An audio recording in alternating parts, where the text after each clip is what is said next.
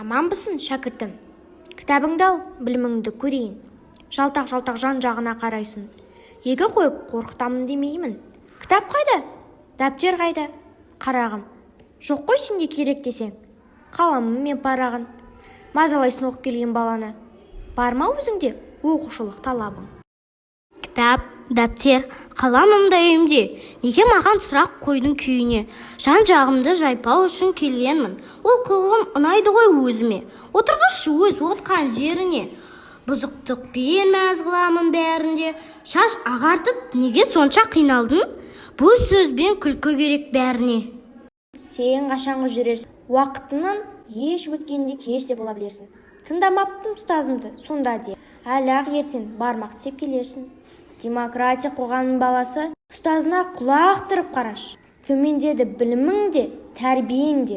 Болғым келеді соған өзім арашы. Мектеп деген білім тәрбие ордасы. Өздеріңсің ертеңнің көшбасы. Ұмтыл алға біліммен шәкірт. Бұл өмірде болу керек ең жақсы. Тағзым етем басымды иіп өзіме.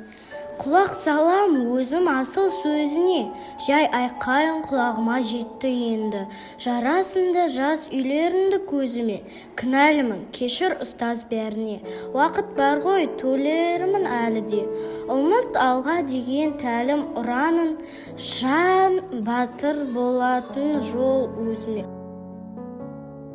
Содан бері талай-талай жыл өтті. Шәкіртімнен сол баяғы хат кепті. Жазған екен ұзақ жолды поэма, сағыныпты алтын ұя мектепті.